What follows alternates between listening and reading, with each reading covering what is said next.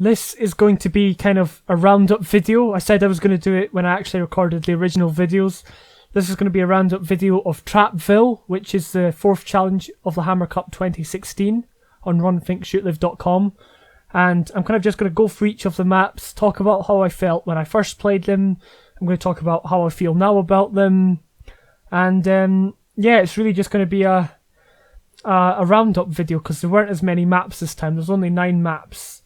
But before, for Liberationville, there was 15, and for Backtrackville, I think there was only 12 or something, but there's less maps, so I think it's fun to do.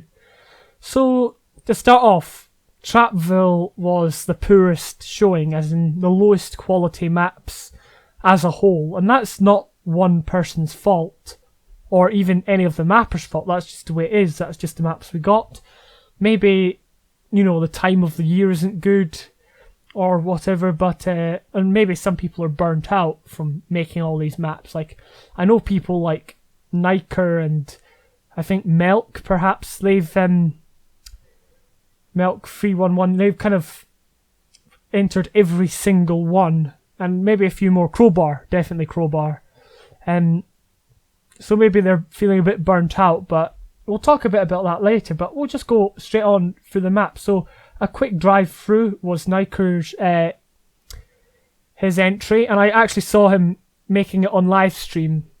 So obviously he was just making it for us to see, and obviously not many people saw his live stream from what I know. And when I was watching it, there was only the 2 of us. But I was kind of learning how to use the face poser at the same time because I've never done that. So it was a good learning experience, and I could see that Nike was really going for it. And when I played the map the very first time, it was a bit strange because I think it had broken at one point because the scripting wasn't quite right. But as a whole, the map was really good, I felt. The map design was questionable in areas, but not overly questionable as if to say that's dreadful. It was actually really good, and it was my favourite out of the whole lot of them. Which is interesting because what we need to consider this time is there was no Mackie, no Jason Gimba, Neil Mackie, or other people who are of high caliber map making. There's none of them. So this was a good time for people like Niker to shine through because he's made a lot of maps before, and but each time he made Liberation version 1, which was a good idea, but that got beaten by Jason Gimba. He made, what was the one for Chasmville he made? Outpost 57 or something. That got beaten. This was his time, and he really delivered. So the map in itself was really interesting because it obviously you had Alex following you, you had the Strider, you had the big boss fight at the end, where you herbied the grenades. I only just learned that term when playing the map. I think it was really good, and I don't think there's anything really bad to say, although the last boss battle seemed a little bit unrealistic. But, the setting, but that's fine, I guess. We'll move on to Artificial Recharge, which was by Eric Silver, Tumir. I think he was the guy behind... what was the one from Backtrackville that was pretty good? It was Impasse Bypass, I think it was called. So that was quite a good map. This one, however, he didn't do as well. But the reason I think he didn't do as well is because he just took on a giant concept. This concept of you can choose to be part of the Combine, you can choose to be a citizen, rebel, and with that very idea, there must have been a lot of behind the scenes stuff, not the actual making of the map, like triggers and stuff that goes into map making. You could clearly see it was unfinished. There was just dev textures, empty rooms, and it's probably not a good idea to take on that much in a mapping contest. And I don't even think it should have been released because of its unfinishedness. With some maps you can see, yes, it was good that it was released. It was maybe not the best map, but this one was just I think, a mess. And it was, I guess some people could have had fun, but I got stuck. I had nowhere to go. Second time I played it, exactly the same thing happened. Obviously I had to play both sides a couple of times, and it's just too confusing. And then obviously Barney was like on your side when you were on the Combine, so it was it was too ambitious basically. So I think he can redeem himself if he chooses to enter the next one, and I really do encourage all these people to enter the fifth and final one. I'm hoping the fifth and final challenge will be this grand challenge with the most entries they've ever had, even more than Liberationville. It will be even better than Liberationville. I could just be, dreaming, but I really hope it is. We'll move on to Bridgehead by iHoneyBoy, the man behind that map I played on my channel, Locomotive. And it was actually quite good. I did have my doubts about it at first. I think when I was playing the map on the original video, I was kind of, is it good to stay in the same place? Because you're basically just around that village. That's the only place you are. And I still think there could have been more variety in location. But for what it was really, really good. And I think it scored third highest on my rankings. And I don't know what it'll score on the official rankings. But just the idea of different waves. It felt like an arcade game. And it's something that it can either be done very badly or very good, and this was done very good, and the location looked fairly good, and the trap with the bridge falling was just crazy. So yeah, I'd like to see more people trying kind of the wave style maps, but obviously you need a bit of experience. Obviously iHoneyBoy, Abraham Lee, has had that experience making a good mod in the past. A few good mods, I think. I'm not entirely sure. But yeah, you know what I mean. So I really enjoyed that. Then we had Compromised by Crowbar. And I really tried to encourage Crowbar to enter. I was, messaging him saying, come on, it'd be great to enter all 5, because that would be an achievement, And currently I think there's only 3 people who've entered all of them, all 4 of them. So maybe 4, I don't know, but you could tell that it was kind of, he tried to make it as under ambitious as possible. He did a good job at that. He didn't want to go out his way and create something massive. And obviously there was lots of hoppers in his map. There was this sniper. It did seem a bit messy at most points. I was in the apartment block and I was trapped in there when the hunters were coming in, as you saw in the video, and that kept happening. I guess positioning, you really had to think about positioning in that map, but it looked good, and it was hard, challenging, but good looking map with challenging boss fight, as I put in my review. So well done to Crowbar, and I really hope he enters the 5th one, because I do quite enjoy playing Crowbar's maps. Now we're on to Confine Home by Ephisar, and I really raved about this map, how good it was. And even though a newcomer to mapping may come and be like, well, it's nothing special about it, I genuinely think that this is one of Ephisar's best, and he's really gone in, thought about what he's done, and it had traps in it, and it was enjoyable to play. I had a lot of fun playing Ephisar's map, and obviously with Fowler Grigori trying to kill you at the end, again, spoilers, but there's got to be spoilers anyway in these sorts of videos. It was a bit difficult, but still there's that humour in there. So I've definitely seen a huge improvement from Ephisar over the Hammer Cup.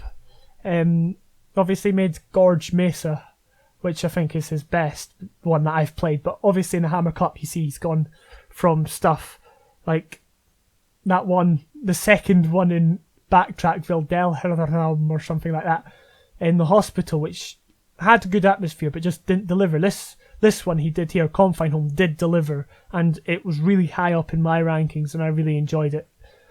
Lost Mines, this was Melk 311's entry, and it's a good map for playing once, but obviously I had to play it again and again, and I got really bored playing it. I don't know why. It's missing a lot of that kick that Half-Life maps need. Like, there were puzzles, but they weren't anything special. Like, I know puzzles in these maps shouldn't be difficult, but these puzzles were just, I don't know. I mean, the puzzles I'm referring to is really just the getting in that room with the chair, and then obviously trying to get round the turrets and the trap. But yeah, basically what I'm trying to say is it wasn't too entertaining. But it's definitely, as I said in my review, it's not the worst. It's actually, it was actually alright, looked good, it just needed that extra kick to make it enjoyable. Now we're going to move on to Rashitka by A Game of Scones. A Game of Scones, obviously famous for, well, he's not famous for it, but he made that map back in TrapVille with the dev textures and the puzzles that I got quite angry at. This map I didn't get angry at, it's just it was not overly enjoyable because of lack of challenge. It did have that very challenging puzzle at the end with the water rising. That was really difficult, and that was definitely the strong point of the map. But it's a shame because the map looked, albeit it was dark in some places, but it looked decent. I think he could build on that map, and I always like to say to people, why don't you not go back and keep adding to that map and actually make it a final release? Obviously, I don't know what happened at the end of the Combine, but this is one of these maps that if he'd brightened it up and added a few more puzzles, it could actually be fairly good. Mayan Mystery by Recurer. Is that how you... I don't know how you pronounce that. I'm not familiar with him or her as a map maker, but the map Mayan Mystery looked decent, but it wasn't too fun. It did have that element of it's completely different from any Half-Life or any normal Half-Life map, because usually you're in City 17, Nova Prospect, places like that. But this one, you were obviously in Mayan settlement or temple searching for brains. So it had a few good puzzles and few good ideas, but it wasn't enough to make it a good map. And it was a bit confusing, but once you got the hang of the dynamite, it became a lot better. But it was really hard to get the hang of the dynamite because you didn't know to pick it up in the first place. So I wandered around the starting area for hours and hours. Because remember, it wasn't hours, but remember, Windows 10 crashed my computer when I was recording it, so I lost all my footage. I'm still bitter about that, but hey ho. So yeah, Mayan Mystery is another one that can be built on. I think they can all be built on. All of these maps could really be built on and made into something much, much better. Because it was for a competition, 19 days is enough to, give you the basics. And that's what these competitions, or challenges rather, are for. They separate the good mappers from the great mappers, because good mappers can make maybe a decent map with decent gameplay but rubbish visuals in 19 days, or great visuals but terrible gameplay. But people like Jason Gimba, I always mention him just because he can just churn out maps like it's like he's making bread in a factory. That's the metaphor I'll go with. That's a sort of skill ceiling of making maps and mods. And we've still got one more map to talk about, and it's Make Earth Great Again by One-Upped. One-Upped, what maps has he done? I think he did a few maps in... He did Collapse in TrapVille. I think that was it, but I'm not entirely sure. I could be completely wrong. This is his entry, which I don't quite know how it compares, to be honest. It was funny. There was definitely a lot of humour in the map, and there was traps in it, albeit one of them was really, really difficult to solve, and to this day I still don't know how to solve it. Maybe the rotating shotgun, maybe I was supposed to grab that, maybe that's what you were supposed to do or stop it, but I could never get past that massive thing that dropped. And it was really difficult at the end, because I played on normal the first couple of times. The first 2 times I played on normal, then I thought I'd try each map on hard, because it's good to kind of get the best of both worlds. And I struggled on normal. On hard it was like, no. I just couldn't do it. But I think it was a good effort. That's what I can say. If he can make something like that, if he can make something like that in 19 days, he can make something a bit better. And I think One-Upped is going to be one of these people who we see getting better over time. You know, you got it with people like Ephisar, and you see it with lots and lots of other mappers. And it's great that Run, Think, Shoot, Live exists, because, you know, before, when I was into Half-Life 2 maps, I wasn't on the site. I just looked at them on ModDB, and that was it. And obviously Workshop if it was Black Mesa maps. But now I've found that it's a really good community for getting support, getting feedback, you know, and it's great that it exists. So that was just a few thoughts on TrapVille, which was disappointing, but there was a lot that could be taken from it, and it's still part of the legacy of the Hammer Cup 2016. So I really hope the fifth